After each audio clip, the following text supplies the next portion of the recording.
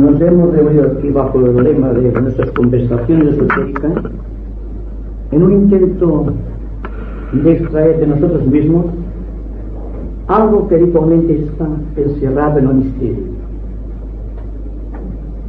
Todas las personas evidentemente aman el misterio, pero descubrir el misterio y revelarle, tal como es la condición esotérica, esto es muy difícil de realizar.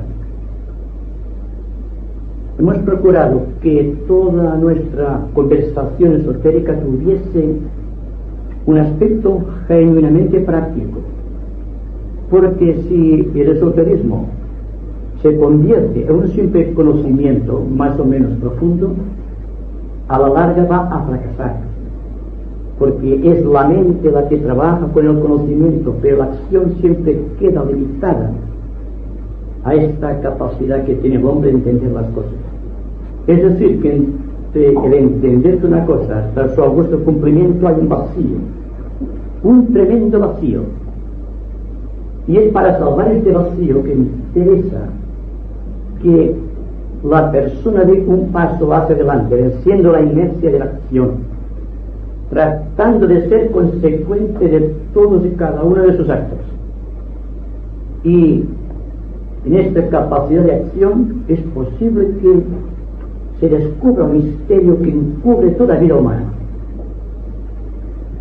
Hoy vamos a hablar, aunque parezca una cosa muy utópica o muy metafísica, de algo que es tan absolutamente práctico que les rogaría a ustedes que se fijasen mucho en los términos y en lo que se va a decir, por cuanto el conocimiento esotérico de estas cosas avaladas por el conocimiento que se tienen de las mismas dentro de la conducta social o dentro del contexto social donde vivimos inmersos, puede depararnos una salida realmente hacia el exterior trascendente al cual nos hemos referido tantas y tantas veces. Es decir, que entre el sentido inmanente y el trascendente hay un vacío. ¿Con qué vamos a salvar este vacío? El deseo de Dios no es el cumplimiento de Dios. ¿Cómo? El conocimiento del misterio no es la revelación de tal misterio. Por lo tanto, es al individuo que piensa, que siente y que intenta buscar al ser genuino dentro de su interior, siendo cada vez más singular y original en cada una de sus reacciones, es cuando podemos descubrir el misterio. El tema sobre el cual vamos a conversar hoy es el de hermandades planetarias, blancas y negras. Como segundo punto, vamos a hablar sobre la alquimia transmutadora de la acción, y finalmente buscaremos cómo hallar la piedra filosofal. Es decir, la piedra filosofal, ustedes ya lo saben, es el descubrimiento de sí mismo. El mundo está dividido siempre entre dos grandes bloques. Ha sido siempre así desde el principio de los tiempos, porque desde el principio mismo de los tiempos, cuando nuestro planeta empezó a ser, ya hubo un movimiento de introducción del espíritu en la materia y otro de la introducción de la materia en el seno del espíritu, y a través de esta dualidad se han creado todas las situaciones posibles, todos los ambientes sociales y todo cuanto ocurre en la vida de la naturaleza. Por lo tanto, cuando hablamos de hermandades planetarias, o si ustedes lo prefieren cósmicas, nos estamos refiriendo precisamente a esta dualidad existente, y que el ser pensante, el ser civilizado, con un aspecto interior muy desarrollado, está tratando de vencer. Cuando les digo que hay que traspasarse el gran vacío que separa las dos orillas de la vida humana, la inferior y la superior, me estoy refiriendo a este intento del ser humano de penetrar dentro de la trascendencia de sí mismo. Es decir, hablando muy concretamente, cada uno de nosotros debe convertirse en un caballero del Santo Grial, entendiendo que el Santo Grial siempre es la sede del corazón. Y cuando se nos habla del Santo Grial, siempre se nos está refiriendo a esta cualidad interna de caracteres trascendentes que el hombre está constantemente tratando de descubrir y de realizar. Contra la actividad de los caballeros del Santo Grial, que, como digo, no se refiere únicamente a la actividad de los señores de la tabla redonda, ni del rey Arturo, ni de todos aquellos esforzados paladines que quisieron estar resguardados el poco de la divinidad, sino que es un hecho cósmico que el ser humano inteligente debe tratar de interpretar adecuadamente para convertir una acción práctica en la vida diaria. Porque, como decimos, el misterio del Santo Grial, el corazón, o Samala, si ustedes prefieren un nombre más esotérico, está invitándonos constantemente a que descubramos este misterio, pero no a través de un conocimiento más o menos exacto de la realidad, sino a través de un aspecto muy práctico en la vida cotidiana. Es decir, cuando hablamos de la iniciación, yo creo que hablamos demasiado de la iniciación con referencia al ser humano. Estamos tratando de descubrir qué es lo que podemos hacer en la acción cotidiana para que finalmente seamos introducidos en la cámara de los misterios. Y ahí está el trabajo del esoterista, del buscador, del investigador. Désele el nombre que se le dé, siempre es esta entidad planetaria, esta entidad ultrasocial, por así decirlo, que saliendo de la nada de sí mismo está buscando el todo de Dios, o que el todo de Dios intenta penetrar en la esencia de aquella pequeña parte inmanente. Pero ¿qué nos va a aportar el que nos elijamos como caballeros del Santo Grial? O, tal como se nos está diciendo, los guías en la noche oscura. De la misma manera que hay fuerzas negras que trabajan para el mal, porque es la ley. Y solamente cuando se establezca un perfecto equilibrio entre el bien y el mal, es cuando el mundo marchará a su pleno ritmo de perfección. Por cuanto en el equilibrio se halla el ritmo, y en el ritmo se halla la perfecta autonomía de la acción del logos planetario, entonces nos veremos obligados a realizar un esfuerzo en contra de lo que llamamos los consejeros del diablo. Es algo muy místico, ¿verdad?, que existen consejeros del diablo. Y cada vez que nosotros nos comportamos inadecuadamente de acuerdo con las acciones sociales, somos consejeros del diablo. O a veces que todos lo sabemos. Porque es la acción cotidiana, es la acción fecunda, llevada por un propósito espiritual de ser y de realizar.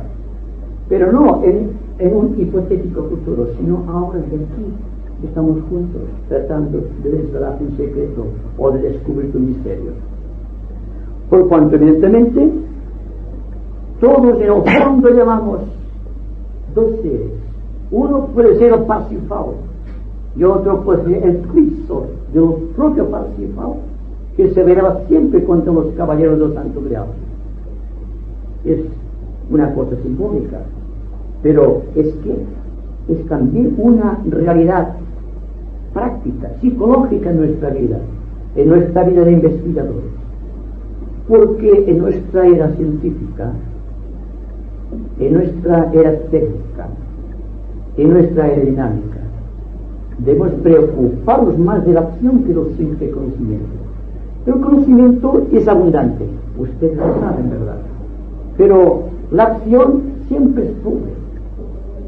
Según se nos decía hace medio siglo, la guerra que se inició el año 1914 y que continuó hasta el año 45, hubiera podido ser evitada si los investigadores esotéricos hubiesen cumplido adecuadamente con su misión, si hubiesen participado íntegramente, sin miedo, con audacia y con valor,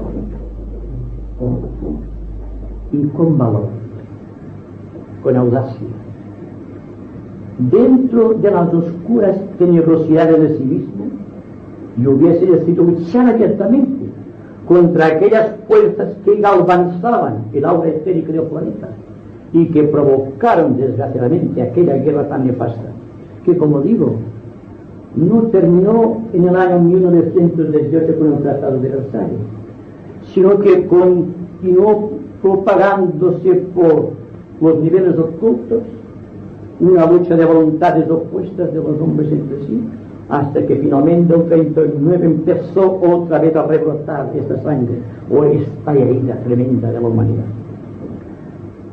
No estamos interesados en manera alguna de explicar lo que es una epopeya guerrera, ni los terribles cataclismos que ha pasado la humanidad hasta llegar al momento presente. Todos somos conscientes de que hemos llegado aquí por un proceso de lucha entre el bien y el mal, y nos encontramos al final del siglo XX y continúan los mismos estados de cosas. Parsifal por un lado y Cristo por el otro, tratando de usurparle al Señor del mundo la gloria de la acción creadora. Por lo tanto, no es un problema jerárquico simplemente, tampoco es un problema de stand-by para los esoteristas. Se trata de un problema simplemente humano, y es porque tengo conciencia de que es un aspecto completamente humano el por qué voy a referirlo aquí, sabiendo que ustedes comprenderán, y si ustedes comprenden es fácil que rectifiquen, y que Parsifal internamente el alma humana, el verdadero aljoides espiritual de la vida, el ser trascendente que está en nuestro propio ser, es el que debe triunfar. De no ser así, yo creo que nosotros no estaríamos aquí, estaríamos en otra parte, seguramente. Pero el hecho de estar aquí ahora es porque tenemos deseos de convertirnos de una u otra manera en caballeros del Santo Grial. El Santo Grial, repito, no es un mito ni una leyenda simplemente. Es la historia del ser humano tratando de buscar la vida espiritual, venciendo toda oscuridad dentro de su vida personal, estableciendo contactos cada vez más sinceros y profundos con sus semejantes, y tratando de relegar, si es posible, el aspecto intelectual a un lado y que triunfe la intuición por el otro. Porque de se cuesta que en la mente, que existe también el conflicto, encontramos también a Parsifal y a Cristo, buscando únicamente a ver quién puede vencer. Y darse cuenta también que la guerra siempre es una lucha de voluntades opuestas naturalmente, voluntades semi-voluntades que tratan de completar una voluntad en un sentido u en otro, en el bien o en el mal. Y ahí que tenemos siempre un mito del ángel y del demonio. Y naturalmente, si esto lo hacemos objetivo de nuestras vidas, veremos que no es un mito simplemente, sino que es una realidad, porque todos podemos rectificar nuestras acciones, porque en todos y cada uno de nosotros existe la vía de la conciencia. Es esta conciencia inalterable que dice el proceso de la vida, la que realmente está solicitando de nosotros que nos arriesguemos a traspasar el gran vacío de inseguridad que existe entre una u otra de las dos orillas de separatividad de nuestra vida humana. Naturalmente, para llegar a este punto, deberemos efectuar aquello que técnicamente se llama transmutación. ¿Qué es técnicamente transmutación? Los alquimistas decían que era convertir el metal vil, el plomo, el hierro o el cobre en el oro perfecto, en el oro puro de las perfectas emociones. Y realmente puede ser así, porque la transmutación siempre tiene que ver con una realidad trascendente que se introduce dentro de nuestro compuesto orgánico, psicológico y psíquico y trata de convertir cada una de nuestras células en radioactivas. ¿Se dan cuenta de los procesos? ¿Y cómo podemos realizar esta alquimia transmutadora? Pues si la mente es la guía de la acción, entonces la transmutación debe empezar aquí, en nuestra pequeña mente, y seguir adelante descubriendo nuevos horizontes, y cuanto más dilatados sean estos horizontes, mejor captaremos los sentidos de la transmutación. Una transmutación que tiene que ver con una transmutación de átomos físicos, con una transmutación de átomos astrales, si me permite esta expresión, o psíquicos, y una transmutación que afecta a la mente. Más allá de aquí, de estos elementos, existe un movimiento natural que es la propia vida en manifestación. Pero el trabajo lo debe realizarse el hombre aquí y ahora, cuando comprende que su vida está marcado por un destino que no puede variar. Y aquí nos enfrentamos con el problema del karma. Y el karma, naturalmente, no puede ser reducido, no puede ser vencido, porque el karma no es ni más ni menos que una alquimia que no acaba de producirse. Es decir, vemos una cosa, nos parece buena y la aceptamos, y esta cosa que nos parece buena hoy, al cabo de X tiempo ya nos sirve, pero nosotros no nos aferramos a aquello porque es más fácil adquirir algo que ya conocemos que una cosa desconocida, porque en el fondo del corazón siempre hay temor hacia lo nuevo, hacia lo desconocido. Y si queremos efectuar la transmutación alquímica que exige nuestra naturaleza trascendente, debemos variar tan radicalmente nuestras actitudes que forzosamente nuestra acción tiene que variar completamente. Y esta transformación social es lo que puede producir un estado de paz en un mundo de agonía, o crear un orden en este siglo de caos. A mi entender, esto es lo que hay que realizar. Realizarlo nuevamente, realizarlo con plena conciencia de la acción, realizarlo incluso prescindiendo de los conocimientos que poseemos acerca de cualquier actitud del hombre en la vida, psicológica o psíquica o mental. Estamos tratando de producir una catarsis, todos estamos interesados en producir una catarsis, siendo esta catarsis precisamente el sentido íntimo de esta transmutación. Y les aconsejo a ustedes, si se deciden a realizar esta transmutación, que no se dejen llevar por los resultados pasajeros, por la espectacularidad del proceso. Muy al contrario, todo acto de transmutación provoca una crisis. Y esta crisis está precisamente trabajando en nosotros desde hace muchos siglos. No acaba de producir una catarsis, sino que está dando vueltas a crisis sobre crisis. Y la evolución del mundo es una serie infinita de crisis que no han sido trascendidas, que no han sido transmutadas. Y la transmutación no afecta a la pequeñidad que somos nosotros como seres humanos. Afecta a todo el contexto social dentro del cual vivimos inmersos. Y si no es por este método, el mundo continuará en las sombras. Y siempre veremos que Cristo, el que lucha siempre contra las fuerzas del bien, va a tener un predominio sobre las fuerzas precisamente del bien. Y las fuerzas del mal nunca serán vencidas. Y les diré a ustedes que es el temor de la crisis a veces. Y más cuando están dentro de una crisis y la soslayan, la resisten. No se dejan penetrar por esta crisis, sino que constantemente están produciendo cosas nuevas para evitar esta crisis. Pero la crisis existe. Ustedes sufren, ¿verdad? Ese sufrimiento indica que no hay transmutación, porque la transmutación produce el gozo de vida, produce armonía, produce equilibrio y finalmente síntesis espiritual. Entendiendo por síntesis aquel punto infinito dentro de la vida de cualquier ser, en que la inmanencia y la trascendencia han llegado a formar un solo unido, un todo sin composición alguna. Son la misma cosa, la misma esencia, no hay ningún cambio, pero existe un perfecto equilibrio y existe paz. Y esto es lo que hay que buscar, paz. La paz que viene siempre de transmutación. Es como si dijésemos que la copa del Santo Grial debe ser purificada al máximo para que la fuerza del verbo de la trascendencia pueda penetrar dentro de este recipiente místico que es nuestro corazón.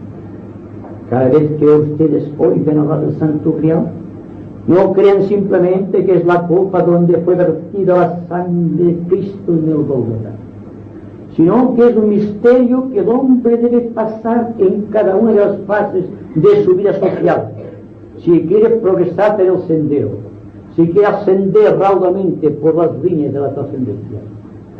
Ya digo, la tradición, con sus mitos, con sus simbologías, tiene su razón de ser. Pero el hombre debe descubrir lo que hay tras el misterio, tras el mito, tras la simbología. Y la sangre que, según se nos dice históricamente, recogió José de Arimatea del costado de Cristo, llenó la copa del Santo Grial, y que luego esta copa fue guardada en un misterioso lugar, y que todos los caballeros del Santo Grial, los que se esforzaban, la buscaban, nunca la podían encontrar fuera de ellos mismos. Era un simple símbolo. Allí está, dentro del corazón, la verdadera alquimia transmutadora, la que debe purificar la copa, pues el corazón es la copa del Grial, siendo, si hablamos simbólicamente, la hostia sagrada que penetra dentro de la copa, el centro Sahasrara, iluminando toda nuestra vida. Entonces, todo este proceso, buscando la redención de la substancia, buscando la redención mental, buscando la redención emocional, no es otra cosa que la búsqueda de la piedra filosofal. La piedra filosofal es la consecuencia de haber purificado el cáliz, de haber introducido dentro del cáliz el verbo de revelación. Así que cuando Argos, el rey Argos, buscaba el velocino de oro, buscaba lo mismo que Parsifal, buscaban la piedra filosofal, pero es la piedra de la inmortalidad, es decir, el contexto sagrado trascendente dentro del ser. Y dentro de ese contexto descubrir los misterios escalonados que deben haber sido producidos y descubiertos y desarrollados hace siglos. Y no han sido por esta inercia de la mente humana, del corazón humano, de interpretar los valores ocultos de la naturaleza y de decidirse por la acción social, la verdadera y más pura de las acciones. Bien, vamos a tratar de buscar dentro de nosotros la presencia radiante.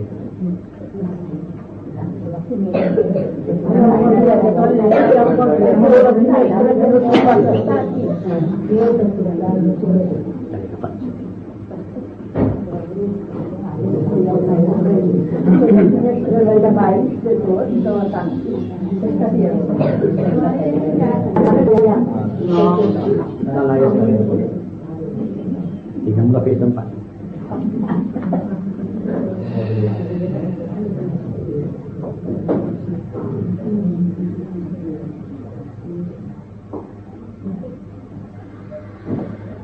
Bien, démonos cuenta pues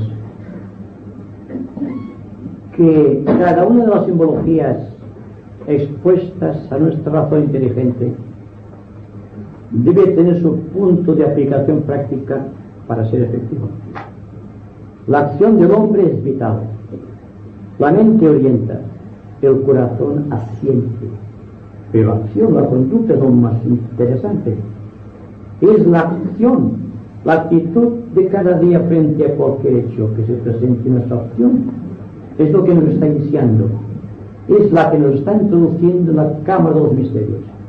No esperemos ser iniciados los misterios de la divinidad, los misterios de la jerarquía o los misterios de San Bala, sino somos iniciados por nosotros mismos en las pequeñas pruebas de cada día, sin reacciones, sin esperar otra cosa que una vida de trabajo, una vida de acción, naturalmente tiene su singularidad propia, ¿verdad?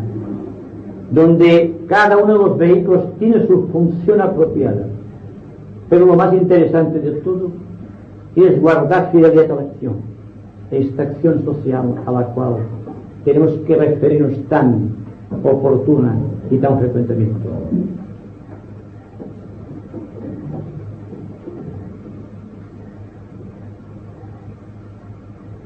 Quisiera, antes de terminar esta pequeña disertación para dar paso al coloquio, que fuésemos conscientes, una vez más, de que cuando hay buena voluntad, cuando hay un deseo muy intenso de descubrir los valores permanentes del espíritu, cuando realmente estamos tratando de organizar nuestra vida en términos de realización, estamos produciendo un milagro a nuestro alrededor. Nos convertimos en seres radiantes, en aquellos que están luchando dentro del contexto social para una sociedad más justa y equilibrada. Es decir, que si el iniciado debe medirse solamente por los conocimientos, cualquier persona intelectual e erudita sería un iniciado. Afortunadamente no es así. Porque lo que se exigen los misterios, lo que debe revelar el Parsifal que está en cada uno de nosotros, es precisamente la acción correcta, no la cantidad de conocimientos, ni aún la calidad de los mismos, sino la calidad de la acción. Por si la acción es cálida y tiene calidad, podemos formar a nuestro alrededor un mundo de armonía que será un peligro para todas las fuerzas del mal que pueden existir en todos y cada uno de los niveles de nuestro sistema planetario. Esto es, como ustedes verán, no solamente una explicación racional más o menos esotérica, más o menos científica, sino un desafío a nuestra auténtica virtualidad de investigadores de la verdad. Yo creo aquí que usando la ley de analogía podemos ver que el ciclo que de alguna manera se produce en el ser humano en cuanto hay un desequilibrio, en cuanto el morador en el umbral o el ángel en la presencia de alguna manera provocan esta aflicción, esta crisis en el individuo cualquiera, o sea, a través de su evolución ha habido estas crisis y se han ido enfrentando y se han ido de alguna manera transmutando, de alguna manera alquímicamente, y se ha producido una evolución en este individuo. Usando esta misma analogía y además por los datos que no son conocidos, vemos que Krishna y después Cristo usan también las mismas frases prácticamente para decir que cuando la moral, la ley, etcétera, etcétera, estén por los suelos, Él volverá. Es decir, de alguna manera parece ser, supongo, que esta crisis está provocada desde los planos de la jerarquía para que la humanidad de alguna manera también se vea arrastrada, impelida a ello, o sea, porque generalmente podemos decir que la masa de alguna manera es inconsciente de este proceso y entonces también arrastrados por esta condición planetaria pueda progresar conjuntamente y alcanzar este grado de, por decirlo así, de transmutación alquímica de lo que hasta ahora había ido sufriendo, de lo que había ido acumulando. Entonces podemos ver que esta nueva aparición del Cristo que se espera sea pronto también es debido ni más ni menos que a otra ley cíclica. Entonces vemos que prácticamente se van cumpliendo que cada 2000 años, vamos más o vamos menos, viene una nueva crisis de estas dos entidades, de la logia blanca y de la logia negra, en sus respectivos planos, que están luchando para que la humanidad pueda transmutar toda esta serie de energías que hasta ahora se han estado acumulando en el planeta, o sea, a escala macrocósmica o de alguna manera en el hombre dentro de su propia escala microcósmica. No sé qué te parece usted. Esta alquimia y la lucha entre el bien y el mal, como decía, ha existido siempre. Lo que existe es que hay ciclos en los cuales hay más fuerza. Y esta fuerza es la que puede hacer variar la conducta de los hombres.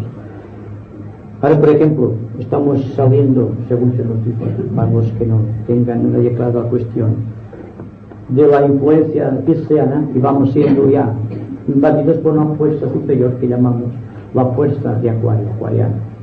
Pero claro, tampoco dice gran cosa a una persona, porque siempre son fuerzas no malas en sí, sino que son fuerzas que están reemplazando a otras que están gastadas por el uso o que son inservibles. Entonces el esoterista puede decir, por ejemplo, vamos a dejar todo lo de Piscis y coger solamente lo de Acuario. Es decir, como si lo de Piscis fuese, por ejemplo, algo que pertenece a Cristo o a las cosas del mal y no de Parsifal. Yo digo que todas las épocas tienen cosas buenas y malas. Buenas en el sentido que se ha realizado algún arquetipo social o un arquetipo en algún reino de la naturaleza. Y cuando hay más introducción de energías, cuando el hombre siente sobre sus hombros la precipitación kármica, es entonces cuando se producen misterios y se revelan secretos. Dense cuenta que en plena época de oscurantismo, aparente en la Edad Media, aparece la gloria del Renacimiento. Siendo el Renacimiento un punto de equilibrio que dentro del arte, dentro de la tradición más esotérica, ha dado un impulso a la humanidad como jamás se había dado en la historia del planeta. Pero fue un impulso proveniente de energías que estaban preparados en forma de avatar sobre algunos cualificados investigadores. Si ustedes analizan la vida del Renacimiento, toda su proyección cultural y artística, se dan cuenta de los hombres que interpretaron esto excesivo del bien y del mal, por decirlo de alguna manera, y crearon arquetipos en arte y en belleza. No puede ser superado el Renacimiento viendo lo que vemos ahora en arte o en música. No puede ser, lo estamos viendo constantemente. Si tenemos un sentido crítico de valores, si somos honestos con nosotros mismos, veremos la diferencia del arte del Renacimiento al arte actual. Entonces, ¿por qué se produjo este milagro? Según se nos dice históricamente, fue un ensayo de la jerarquía para iniciarte en grupo a una serie de discípulos del cuarto rayo. O Rafael, Miguel Ángel, Leonardo da Vinci y todos los grandes pintores que aparecen juntos como una pléyade fueron iniciados por Shambhala precisamente para redimir un contexto de la humanidad en aquellos tiempos en que aparentemente la ignorancia se adueñaba de la mente y del corazón de los hombres. Pero esto es algo que sucede en todas las épocas. Otro suceso dentro de la vida de Piscis es el nacimiento de Cristo. Es el paso más trascendente dentro de la vida de la humanidad y se ha producido dentro de la era de Piscis. Entonces, cada época tiene sus cosas buenas, sus cosas admirables y sus cosas mediocres, pero no depende de la propia era ni de las propias energías provenientes de los rayos y de las constelaciones. Proviene simplemente del espíritu humano o de los seres que están viviendo aquella época, de la calidad de las personas. Por lo tanto, cuando hablamos de que hay que tener calidad, es como si dijésemos que estamos preparados para recibir una fuerza de otro rayo, de otra constelación, que produzca en nosotros y dentro de la vida social un milagro positivo como el que produjo el Renacimiento. Es decir, que hay que ser conscientes de la historia y conscientes también de lo que hay más allá o detrás de la historia, de lo que subyace dentro de los repliegues de cada uno de los acontecimientos del tiempo, para darnos cuenta después de que realmente son fenómenos que no solamente tienen que ver con la producción o la proyección de ciertas energías más o menos dinámicas, más o menos influyentes, sino de la capacidad de recepción del ser humano en un momento dado del tiempo. Así que no hay épocas buenas o épocas malas, sino que dentro del corazón del hombre, según sea su estado, acogerá lo bueno o lo malo y entonces continuará la lucha. Y entonces quizás se produzca un nuevo milagro dentro del proceso en cualquier momento cíclico que nos sea provocado por la decisión del propio Señor del mundo, tal como sucedió con la Atlántida, en el cual atentaba contra la vida del planeta y fue sumergido en los océanos. Y eso ustedes lo saben porque han leído el esoterismo. Entonces, fíjense la diferencia que hay entre el hundimiento de la Atlántida o la proyección de este milagro del nacimiento. Y vayan viendo lo que podemos hacer, que es lo que estamos diciendo siempre, que podemos aquilatar los valores del espíritu, podemos cualificar nuestra vida, podemos convertirnos en auténticos criadores y no quedar sumidos en la mediocridad de lo que es cotidiano, de lo que es vivir simplemente dentro de la acción rutinaria. Se precisa acción, y la acción siempre viene precedida por una gran decisión individual. Entonces hay que decidir aquí y ahora, por qué esperar. Si podemos introducirnos con audacia, sin temor, en la cámara de misterios del corazón y surgir triunfantes de allí, aunque sea sangrando, y los sacrificios al cual se sujetan también los dioses creadores.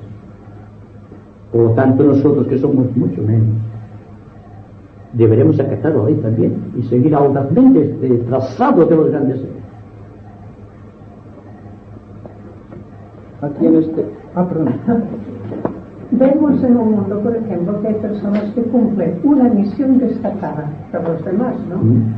Como fue el que recibía ayuda o descubrimos la medicina. Entonces es una cosa también kármica que ellos hacen esta ocasión, la hermana Teresa, etc. Personas que son ayuda para la humanidad, que todo el mundo pues queda impresionado. Ya tienen por esta misión, y es kármico esto. Yo creo que todas las personas tienen un destino. Lo que yo creo también es que todos cumplimos con nuestro destino. Fleming, por ejemplo, como los grandes señores del Renacimiento, cumplieron con su destino. No Fleming, cualquier personalidad de la raza que ha producido un descubrimiento o revelado un secreto de la naturaleza en bien de la humanidad. Pero si buscamos los antecedentes kármicos, leyendo la luz astral o los registros acásicos, veremos que son almas que triunfaron de sí mismas.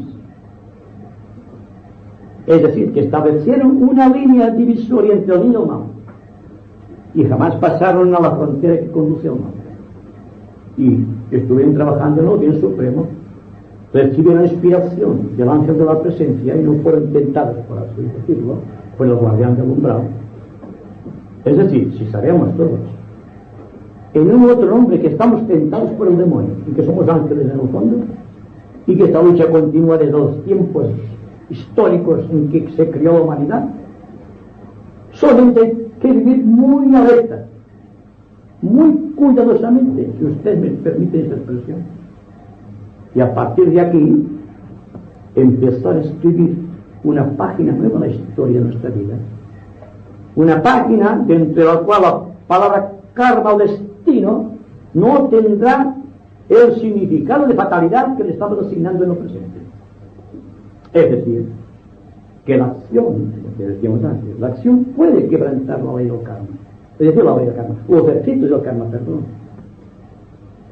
Y al quebrantar esta acción, que tiene que producirse necesariamente, si el hombre sigue la conducta normal o corriente, producirá los efectos catastróficos que estamos viendo en nuestro alrededor. Aquí en tu libro Los misterios del yoga ya está. Un rayo es, ustedes lo saben ya seguramente, en orden a sus conocimientos esotéricos, la expresión de una cualidad distintiva de la divinidad, la cual se expresa en este universo a través de 7 grandes corrientes de vida, cuyo centro de expansión se halla en el corazón o en la mente de algunas de aquellas indescriptibles entidades cósmicas que denominamos lobos planetarios o señores de rayo.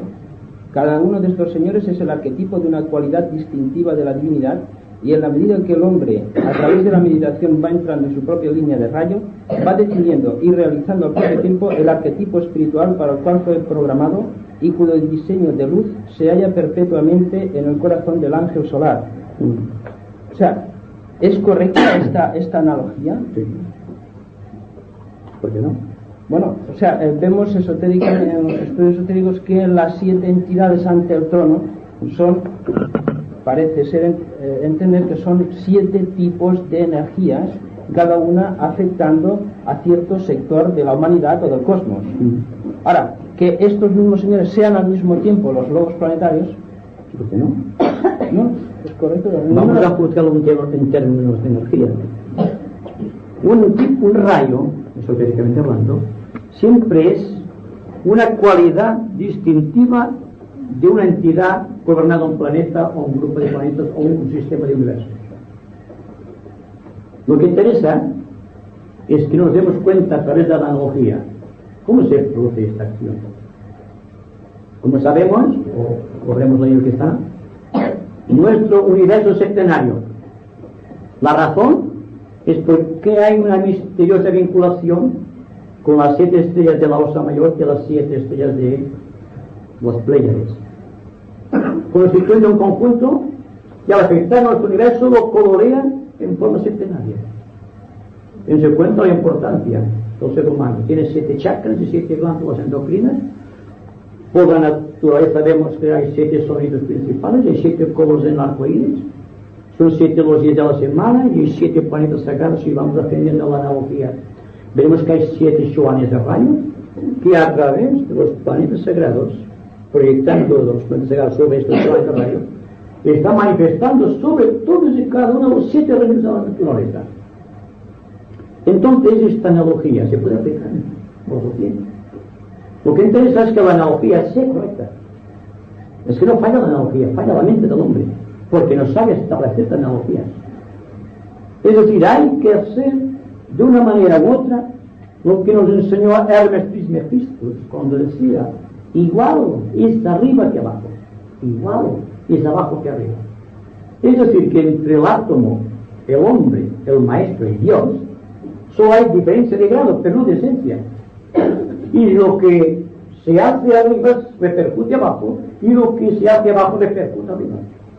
Tal como se dice místicamente en los Upanishads, el simple parpadeo de tus pestañas afecta el astro más lejano. Es un misterio aparente, pero es dando una noción de esta realidad que todos estamos tratando de descubrir. Es decir, que cuando estamos hablando de analogía, estamos hablando de la relación que existe entre el ser inmanente y el Dios trascendente. Porque como que no hay diferencia, solo hay diferencia de grado, pero de esencia, si el hombre crece dentro de su propia inmanencia, forzosamente llegará un día en que quebrantará las estructuras de las fronteras que limitan la acción humana y entra a formar parte de la corte de Dios. Entonces, lo que decimos antes, la inmanencia y la trascendencia habrán hecho unión en tiempo y espacio, y paradójicamente, en el momento en que se formula este deseo del ser humano en la acción, se produce al propio tiempo la extinción del misterio del tiempo y del espacio. Y entonces se da cuenta el hombre de lo que él entendía como espacio es la mente de Dios. Y como que no hace resistencia, puede pensar con la mente de Dios. Y por lo tanto se ha convertido en un ser original, en un ser creador. Piensa con la mente de Dios, siente con el corazón de Dios. Cuenta de esta acción y vivamos plenamente la realidad. Ustedes pueden argumentar cuál es esta realidad. Para mí solamente hay una, aquí y ahora. Y la conciencia de este aquí y ahora, si realmente se aprecia en toda su absoluta integridad, veremos cómo sin darnos cuenta partimos de cero. Estamos desatados tanto del pasado como del futuro. Y por primera vez en nuestra vida empezamos a actuar en presente, en el presente más inmediato, es decir, en el eterno ahora. Y nos damos cuenta de que todo es un movimiento y que no existen metas reconocidas. Porque cuando estamos buscando una meta ya paralizamos la acción de movimiento de la vida. Y al interior, si nos diésemos cuenta de esta realidad, nuestra vida tendría un carácter más risueño. Entonces podríamos canalizar correctamente las energías que condicionan nuestro destino. Seríamos nuestro propio destino, no el destino creado por el ambiente ni por las circunstancias de un pasado ancestral. Y nos sentimos tan desligados del pasado que no nos afecta este pasado, por gloriosa que hubiese sido. Ahí está el milagro. Verlo todo a partir de cero, aquí y ahora. ¿Se encuentra ese sentido? La explicación actualmente. Porque lo que interesa ahora es buscar la acción constante, la práctica. Ha dicho que en este caso llegaría el hombre a romper su destino, o sea, podría ir por encima de la predestinación. Sí, bueno, supongamos que la predestinación, lo que llamamos destino, aceptemos el hecho fatalista que deba cumplirse. Aceptemos este hecho. Pero, ¿dónde sucede esto? En la acción cotidiana. Entonces, si observamos cómo debería ser nuestra acción en forma impersonal, sin adherirnos, simplificaríamos nuestra vida de tal manera que la predestinación no existiría. Existiría un eterno movimiento. Sin identificación, porque lo que condiciona el karma es el apego hacia el karma, o el temor al karma, que es una forma de apego.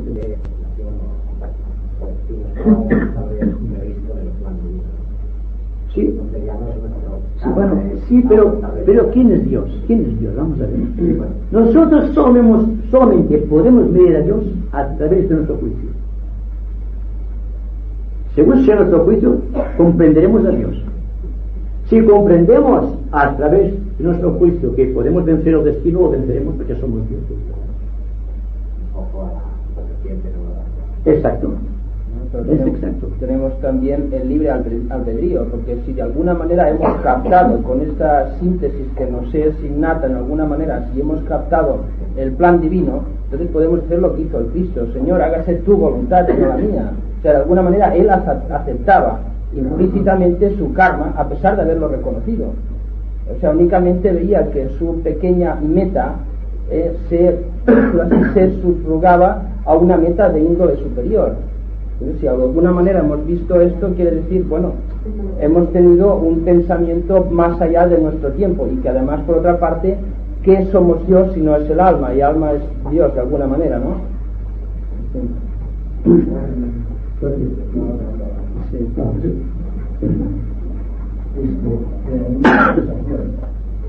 muy pocos mundos esotéricos.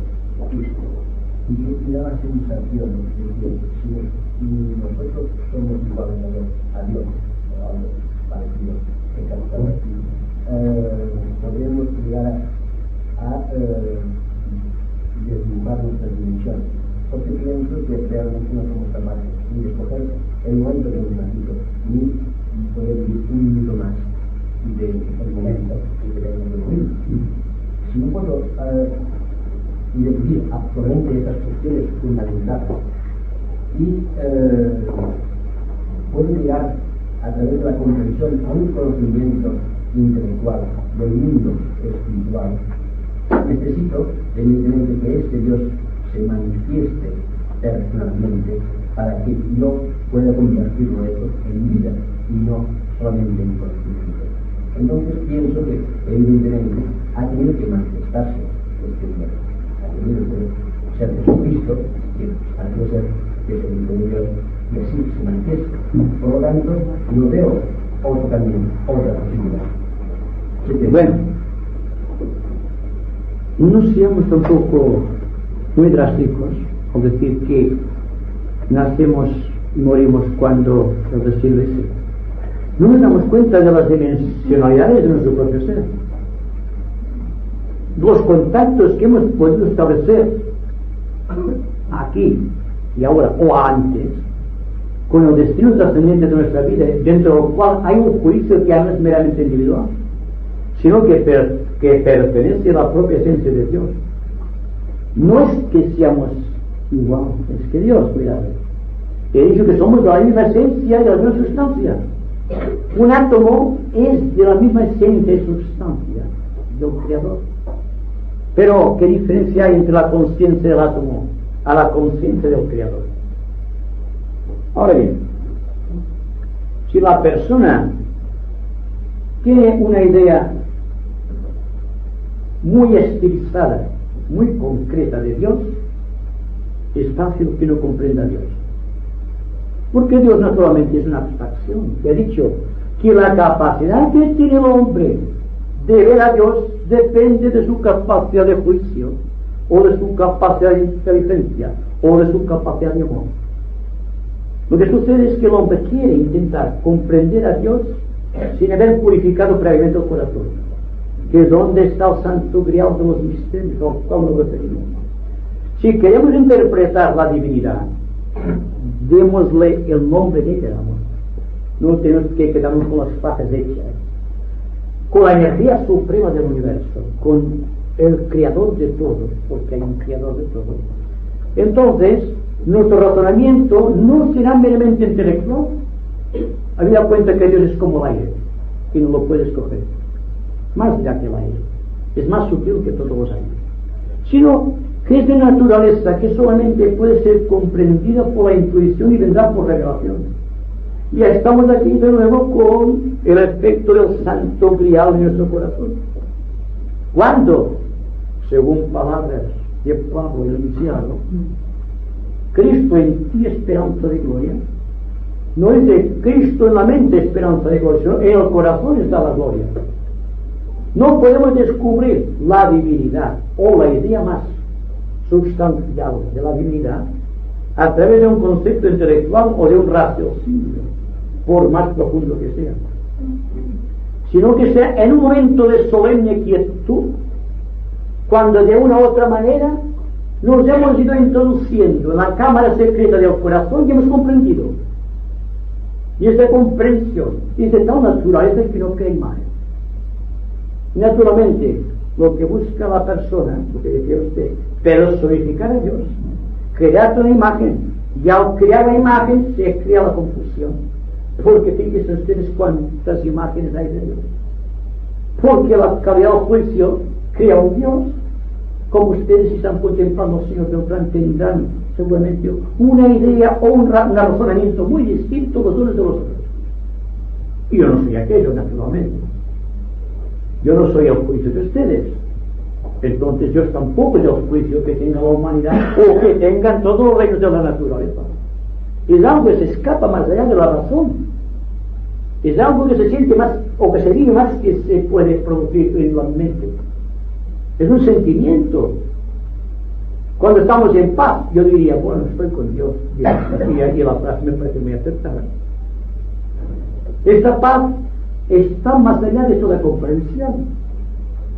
No es nada intelectual, es simplemente un acto de ofrenda, una acción de la propia dignación en mi corazón. Y esto es realmente lo interesante. Es que estamos canalizando las energías de una manera correcta, de una manera completa.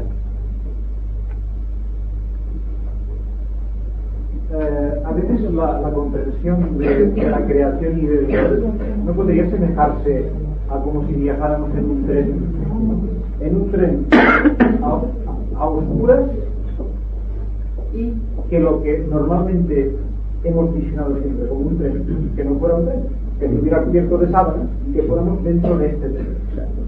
Y realmente nosotros estamos viajando, nos damos cuenta que estamos vivos, pero no vemos nada nosotros. Estamos rodeados de sábanas, no hay ventanas y por añadidura es de noche. Ahora, es posible que dentro del tren exista un maquinista, que este señor sí que ve algo, porque ya ve el camino, aunque sea oscuro y de noche. Pero si con el devenir del tiempo y de los años y de las vidas de lo que sea, llega un momento en que sale el sol y se hace de día, entonces ya hay un vislumbre distinto, ¿no? Y si encima estas almas empiezan a desaparecer, ya vemos el paisaje. Y entonces entra en nuestro interior una visión muy distinta de lo que era antes que estábamos vivos, pero yo creo que no estábamos vivos porque estábamos viajando en el tren, pero no teníamos conciencia absoluta de nada. ¿Y qué podría ser algo así? Sí, el símbolo puede ser muy aceptable. Sí, puede ser aceptable. Lo cual significa que estamos viajando a ciegas. Y naturalmente el maquinista siempre es uno que puede iluminar. Es como si dijésemos que el tiempo en donde hay ciegos o puestos de ciegos. Entonces, pero de todas maneras lo más interesante es que establezcamos, que voy a terminar, no quiero cansarles más, dentro del corazón, no una idea más o menos agradable de la realidad, porque la realidad social que conocemos es desagradable, y ustedes admitirán conmigo en que parte de esta realidad tan desagradable pertenece a nuestra propia conducta, una conducta que puede ser tan estilizada o tan complementada en un momento dado del tiempo en que puede producir una catástrofe también. Me pregunto también si podemos producir esta catarsis y podemos vivir orientados hacia esta realidad transcendente. Si vivimos de esta manera, seguramente que el mundo cambiará, porque según se nos decía bíblicamente, toda persona con buena voluntad, toda persona con un recto criterio y toda persona capaz de amar sinceramente a otra es sal de la tierra. La sal de la tierra es el símbolo que adjudicó Cristo a sus discípulos. Vosotros sois sal de la tierra. Pues bien, todas las personas que se atrevan a luchar consigo mismo, prescindiendo del dolor de la lucha y sin buscar resultados espectaculares, verán como la acción se complementa de una manera diáfana por dentro y hay mejor visión, hay iluminación y singularmente hay paz.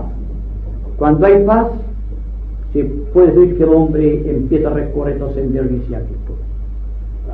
Y ahora haremos un poco de silencio para terminar, para no cansarles más.